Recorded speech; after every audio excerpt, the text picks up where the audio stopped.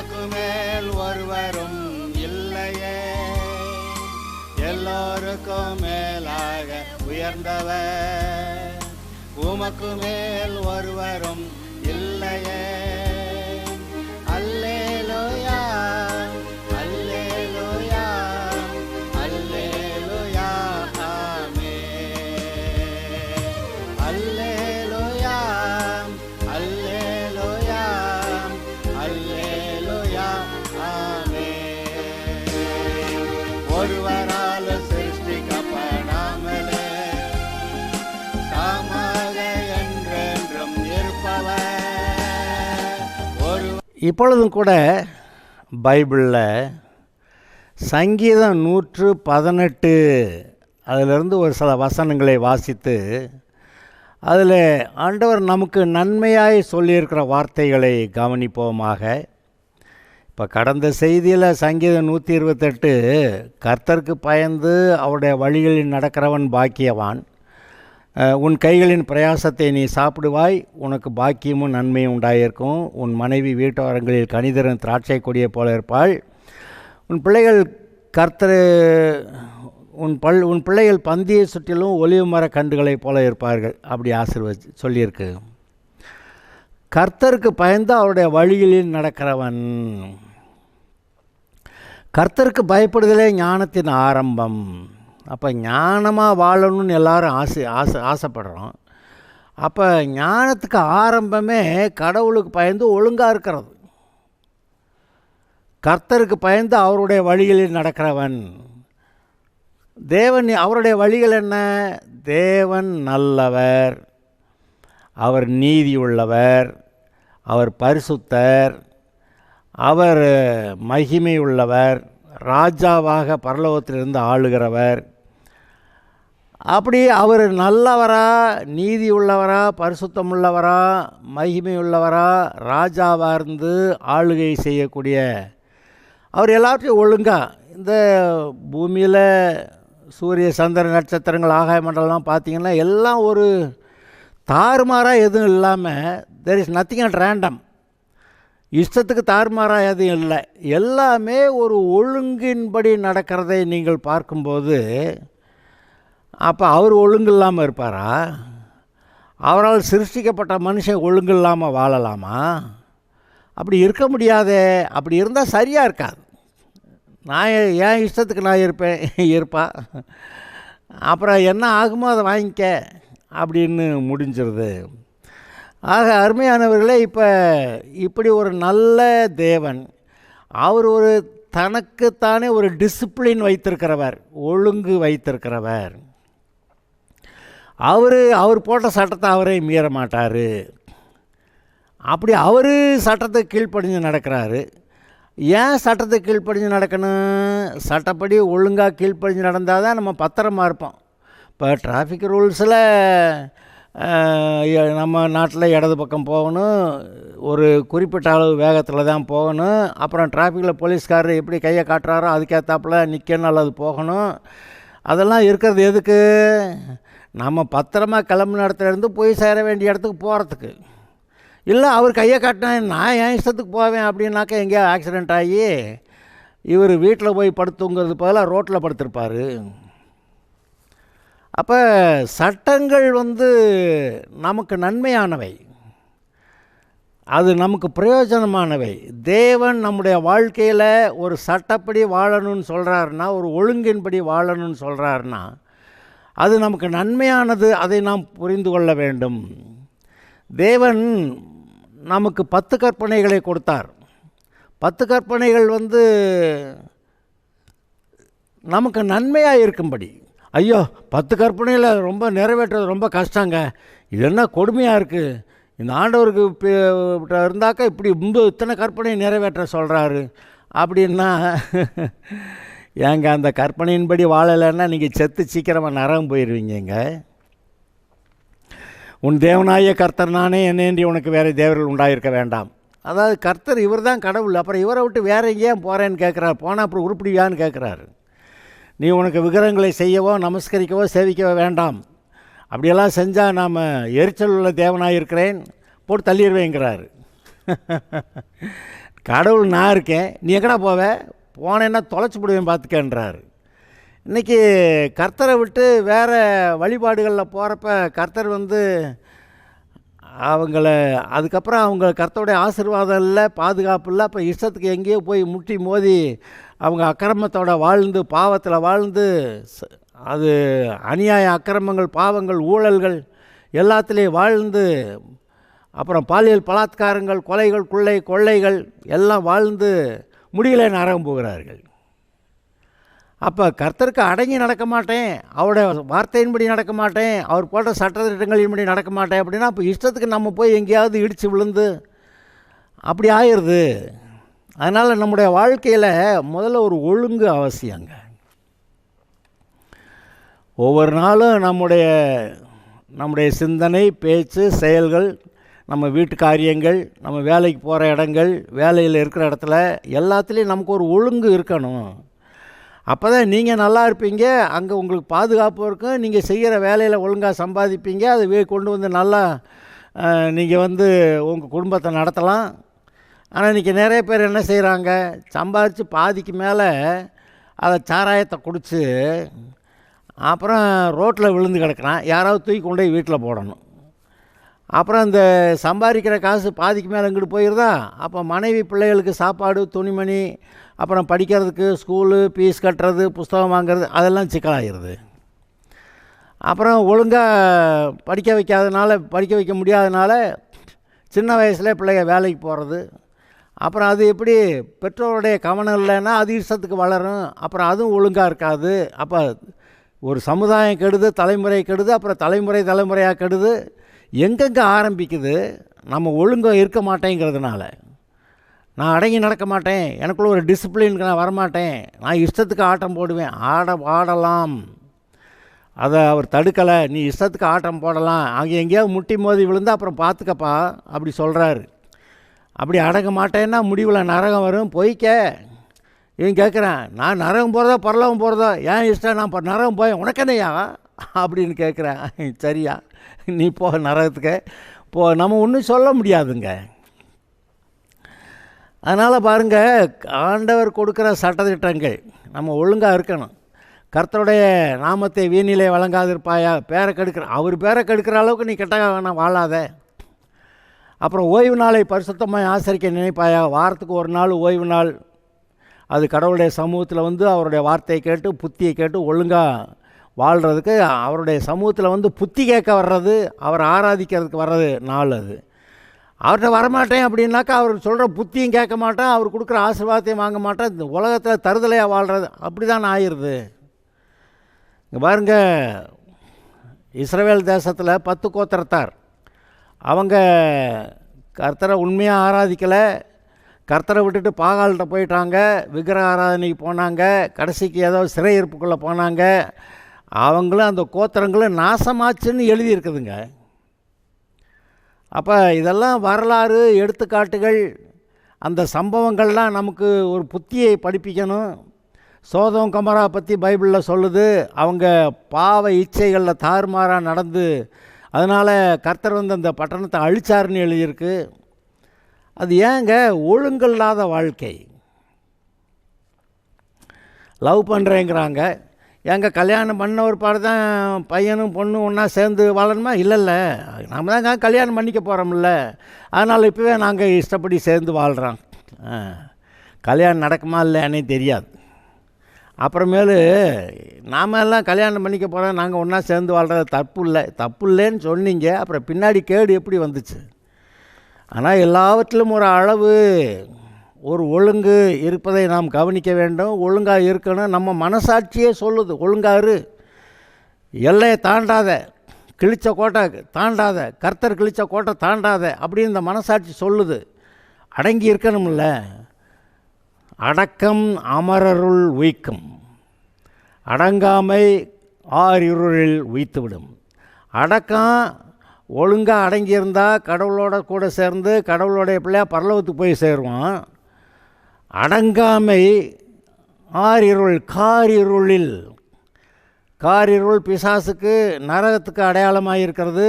அப்படி அடங்காமை நரகத்தில் கொண்டு போய் தள்ளிடும்னு நமக்கு தெரிஞ்ச ஒரு ஆள் சொல்லியிருக்கிறாரு, அடக்கம் அமரருள் உய்க்கும், அடங்காமை ஆறிருள் உய்த்துவிடும். இதெல்லாம் தெரியாதையா நமக்கு? இதெல்லாம் படிக்காதவங்க கூட அவங்களுக்கே ஒரு அறிவு இருக்குது. ஒழுங்காக இருந்தால் தான் நம்ம நல்லா பிழைக்க முடியும், ஒழுங்கு இல்லைன்னா எங்கேயாவது மாட்டிக்கிடுவோம், அதெல்லாம் தெரியுது. ஏங்க தெரியாததுன்னா சொல்லிக் கொடுக்கலாம், தெரிஞ்சதை எப்படிங்க சொல்லிக் கொடுக்கறது? தெரிஞ்சதை சொல்லிக் கொடுக்கவே முடியாதுங்க. அது தெரிஞ்சவங்க அது கேட்டாப்புல அடங்கி நடக்கணும். இன்றைக்கி தேவன் யாருன்னு தெரியலை, அவருடைய போதனைகள் என்னன்னு தெரியலைன்னா தேவன் யாருன்னு சொல்லிக் கொடுக்கலாம், அப்புறம் வழிகள் எப்படின்னு சொல்லிக் கொடுக்கலாம். தேவனை தெரிஞ்சு இருக்கிறவன் அப்புறம் அவனுக்கு என்ன பிரச்சனைக்கு தீர்வு என்ன? தேவனை தெரிஞ்சிருக்கிறவன் அதை அடங்கி ஒழுங்காக நடக்கணும். He should obey. கர்த்தருடைய வசனத்துக்கு சட்டத்துக்கு கீழ்ப்படிஞ்சு ஒழுங்காக நடக்கணும். அப்புறம் அதில் நடக்க மாட்டேன், ஏன் போயா நீ வாழ், எப்படி வேணாலும் இரு, அப்புறம் முடிவை நீ பார்த்துக்க அப்படின்னு சொல்கிறாரு. அந்த பிரசங்கி புஸ்தகத்தில் கடைசி சில வசனங்களை நான் உங்களுக்கு வாசித்து காட்டுறேன். நீ இஷ்டப்படி நடக்கலாம், ஆனால் என்னென்ன நடக்குன்னு பாரு அப்படின்னு நான் வாசித்து காட்டுறேன். பிரசங்கி 11:9-10. வாலிபனே, உன் இளமையில் சந்தோஷப்படு, உன் வாலிப நாட்களிலே உன் இருதயம் உன்னை பூரிப்பாக்கட்டும், உன் நெஞ்சின் வழிகளிலும் உன் கண்ணின் காட்சிகளிலும் நட. ஆனாலும் இவைகள் எல்லாவற்றின் நிமித்தமும் தேவன் உன்னை நியாயத்திலே கொண்டு வந்து நிறுத்துவார் என்று அறி. உன் இஷ்டத்துக்கு நீ வாழலாம்ப்பா, ஆனால் உன்னை நியாயத்தீர்ப்பில் கொண்டு வந்து நிறுத்துவார்னு உனக்கு தெரியாதா அப்படின்னு கேட்குறது. அப்புறம் அதிலே 12வது அதிகாரத்தில் காரியத்தின் கடைத்தொகையை கேட்போமாக. எல்லாம் பேசலாம் சொல்லி முடிச்சிட்டேன், இப்போ கடைசியாக ஒரு வார்த்தை சொல்கிறேன்னு சொல்கிறாரு. தேவனுக்கு பயந்து அவர் கற்பனைகளை கைக்கொள். எல்லாம் சொல்கிறான்னு சொல்லிட்டு கடைசியில் சொல்கிறேன் பாருன்னு, தேவனுக்கு பயந்து அவருடைய கற்பனைகளை கைக்கொள். எல்லா மனுஷர் மேலும் விழுந்த கடமை இதுவே. ஒவ்வொரு கிரியையும், அந்தரங்கமான ஒவ்வொரு காரியத்தையும், நன்மையானாலும் தீமையானாலும் தேவன் நியாயத்திலே கொண்டு வருவார், நியாயத்தீர்ப்பு கொண்டு வந்துடுவார். அதனால் எல்லாம் இப்போ நீங்கள் நானும் இருக்கிறோம், எல்லாருமே ஒரு நியாயத்தீர்ப்புக்கு போகிறோம். நம்ம இஷ்டப்படி ஆடலாம், ஆனால் நியாயத்தீர்ப்பு வருகிறது. நீங்கள் என்ன செய்கிறீங்களோ எல்லாவற்றையும் குறித்து நியாயத்தீர்ப்பு கொடுக்குற ஒரு நாள் வருகிறது. நீங்களும் நானும் எல்லாரும் கடவுளுடைய நியாயத்தீர்ப்புக்கு அங்கே போய் நிற்போம். இப்போவே அடங்கி ஒழுங்காக இருந்தால் அந்த நியாயத்தீர்ப்பு நமக்கு ஆசீர்வாதமாக இருக்கும், நம்மளை பரலோகத்தில் சேர்த்து வச்சுக்கிடுவார். இப்போ நம்ம ஒழுங்காக நடக்க மாட்டேன்னு ஆட்டம் போடுவோம்னு ஆட்டம் போட்டால் நான் தண்ணி போடுவேங்கிறேன், ஸ்கூல் போக மாட்டேங்கிறேன், படிக்க மாட்டேங்கிறேன், ஊர் சுற்றுவேங்கிறேன், பயல்களோட சேர்ந்து சுற்றுவேன்றேன், பையன்களோட சேர்ந்து அது ஆட்டம் போட்டேங்குது, ஆனால் படிக்க மாட்டேன், ஒழுங்காக இருக்க மாட்டாங்க. ஒழுங்காக இல்லைன்னா கல்யாணத்தப்போ ஒழுங்கான பொண்ணு ஒழுங்கான மாப்பிள்ளை கிடைக்குதா? அதான் ஒரு காலேஜில் போய் அந்த பத்திரிகையாளர்கள் போய் விசாரித்தாங்களாம், உனக்கு எந்த பொண்ணை பிடிக்கும், அந்த பொண்ணை பிடிக்குமா, அப்படி எல்லாம் சொன்னாங்க. நல்லா ஸ்டைலாக, எப்படி ஒரு டாம்பீகமாக கவர்ச்சியாக ட்ரெஸ் பண்ணிட்டு வந்து எப்படி நல்லா சிரித்து பேசும் அப்படிங்கிற பொண்ணெல்லாம் பார்த்து அந்த பொண்ணை பிடிக்கும் இந்த பொண்ணை பிடிக்கும்னு சொன்னாங்களாம். சரி, அப்போ கல்யாணத்தப்போ உனக்கு இந்த பொண்ணு பிடிக்குமே, இதை கல்யாணம் பண்ணிக்குவேன்னா, கொஞ்சம் பொறுங்க, இதெல்லாம் கல்யாணத்துக்கு ஆகாதுங்கன்றானா. இதெல்லாம் இந்த காலங்களில் சுற்றுறதுக்கு கல்யாணத்துக்கு இதெல்லாம் ஆகாதுன்றானா. என்னடா அப்போ என்னடா செய்கிற நீயே அப்படின்னா, இப்போக்கி ஆட்டம் போடுவோம், அவங்களும் நம்மளோட சேர்ந்து ஆடுவாங்க, அவங்களும் கெட்டு போவாங்க, கடைசிக்கு நாங்களும் கெட்டு போயிடுவோம். அங்கே தானே போய் முடிகிறாங்க. எங்கே அறிவு இல்லையா? பெற்றோர் படிக்க வைக்கிறதுக்கு காசு கொடுத்து ஒரு இடத்துல சேர்த்து விட்டு சாப்பாடு போட்டு துணிமணி வாங்கி கொடுத்து புஸ்தகங்களை வாங்கி கொடுத்து நீ நல்லா படித்தேன்னாக்கா நல்ல வேலைக்கு போகலாம், நல்லா சம்பாதிக்கலாம் அப்படின்னு சொன்னால், இல்லை ஏன் இஷ்டம், அது எப்படி நான் எனக்கு விளையாடலாம் வேணும், நான் அங்கே போய் விளையாடுறேன் இங்கே போய் விளையாடுறேன், அந்த ஃப்ரெண்டு வேணும் இந்த ஃப்ரெண்டு வேணும், அவன் பார்த்தா போக்கிரியாக இருக்கான், அந்த போக்கிரி பயல்களோட சேர்ந்துக்கிட்டு இவங்க ஆட்டம் போடணுங்கிறாங்க. எப்படிங்க அது தேராதுங்க கதை. இப்போ நான் பெற்றோருக்கு சொல்கிறேன், பெற்றோர் பிள்ளைகளை அடக்கி கண்ட்ரோலில் வைக்கலைன்னா, பெற்றோர் உங்களுக்கு கொடுத்த பொறுப்பை நீங்கள் கரெக்டாக செய்யலைன்னு, பொறுப்பின்படி செய்யலைன்னு அர்த்தம். உங்கள் பிள்ளைகளை கெட்டுப்போக நீங்களே அனுபவிச்சிட்டிங்கன்னு அர்த்தம். அப்போ நீங்கள் உங்கள் வாழ்க்கையில் பொறுப்பாக வாழ மாட்டீங்க, உங்கள் பிள்ளைகளை நீங்கள் ஒழுங்காக ஒரு பொறுப்பாட ஒரு நல்ல நற்குணத்தோடு வளர்க்க மாட்டீங்க. அப்போ என்னத்தான் செய்யலைன்னு நினைக்கிறீங்க? நீங்களும் நல்லா இருக்க மாட்டீங்க, உங்கள் பிள்ளைகளும் நல்லா இருக்காதுங்க. இப்போ என்னத்தான் பிறந்து என்ன பிரயோஜனம்? இந்த பூமியில் மனுஷனாக மற்ற எல்லா சிருஷ்டிகளை காட்டிலும் மேன்மையாக மனுஷனாக பிறந்து தேவனுடைய சாயல் ரூபத்தில் என்னையா பிரயோஜனம்? இந்த மாதிரி இஷ்டத்துக்கு ஆட்டம், அந்த இஷ்டத்துக்கு ஆட்டம் போட்டது பிசாசுங்க. பிசாசை பற்றி பைபிளில் என்ன சொல்லியிருக்கு? போய் பிசாசு போய் கர்த்தருடைய சமூகத்தில் நின்னானா, அவர் கேட்டாராம், எங்கேருந்து வர்ற அப்படி கேட்டாராம். நான் பூமி எங்கும் சுற்றி உலாவி திரிந்து வருகிறேன் அப்படின்னானா. ஊர் சுற்றிட்டு வர்றேன்றான். ஊர் சுற்றி பயில ஒழுங்காக இருப்பானா, படிப்பானா, வேலை நல்ல மார்க் வாங்குவானா, நல்ல வேலைக்கு போவானா? விளங்காதுங்க.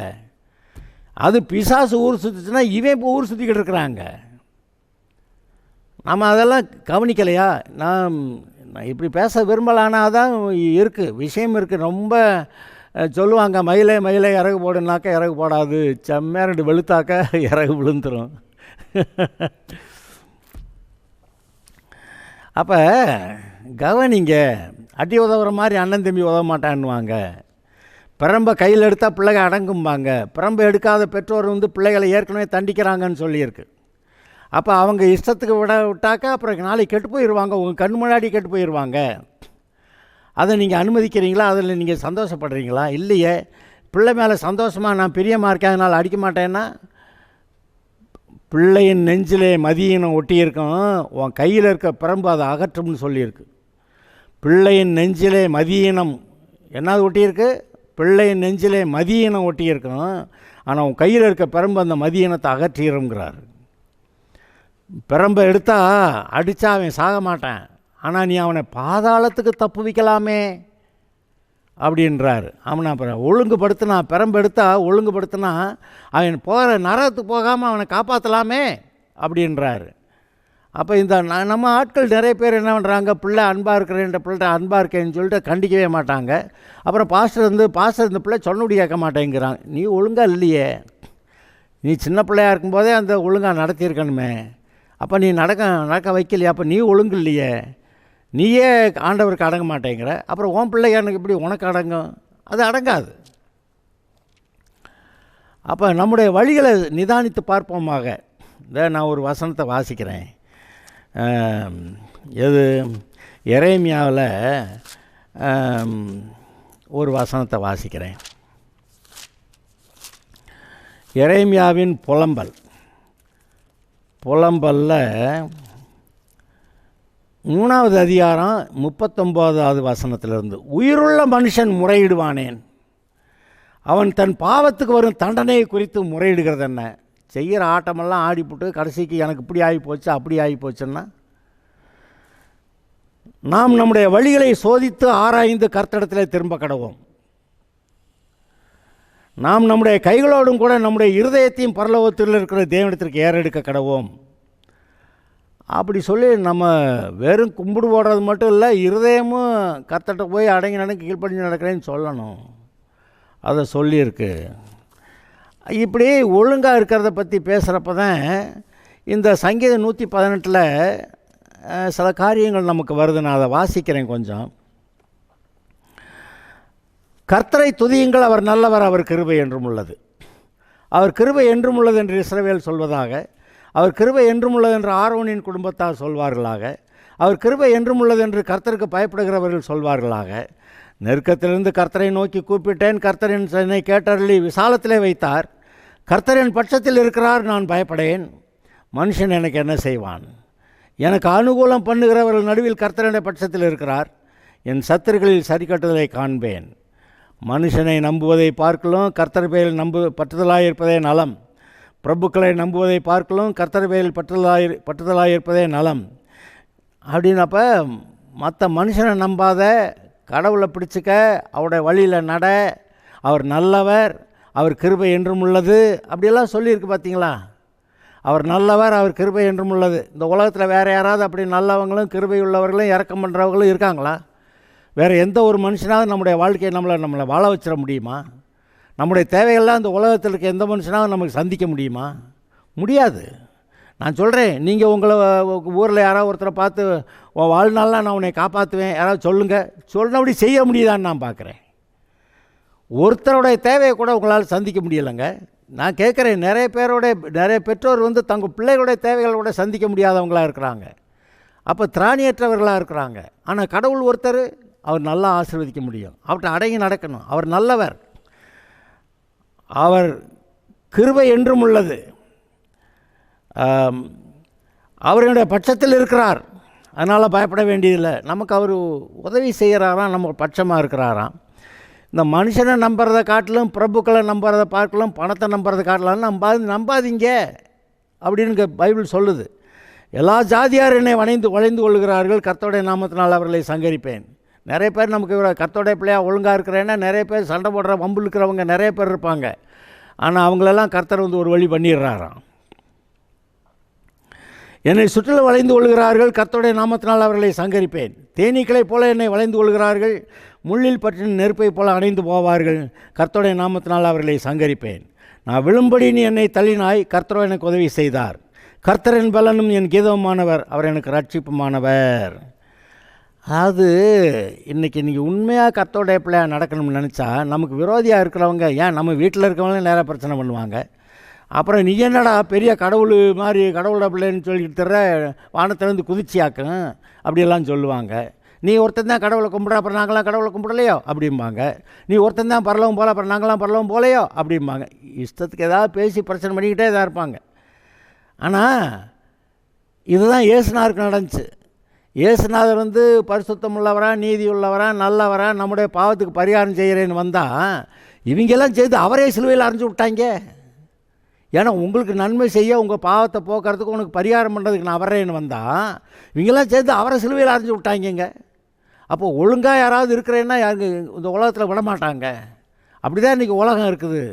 ஆனால் என்ன சொல்லியிருக்கு பாருங்கள், இயேசுநாதரை இப்படியெல்லாம் இந்த மனுஷர் பகைச்சாங்களா, இவங்களுக்கு நன்மை செய்ய வந்த இவங்களுக்கே, இந்த இயேசுநாதருக்கே இப்படியெல்லாம் செஞ்சாங்களான்னு சொல்லி பிதாவாகிய தேவன் என்ன பண்ணுறாரு, இயேசுநாதரே வாங்க என் பக்கத்தில் உட்காருங்க, உமக்கு சத்ருவாக இருந்த எல்லா பயலையும் கொண்டு வந்து கால்களை தள்ளுறேன் பாரு அப்படின்னு சொல்லி எழுதியிருக்குது.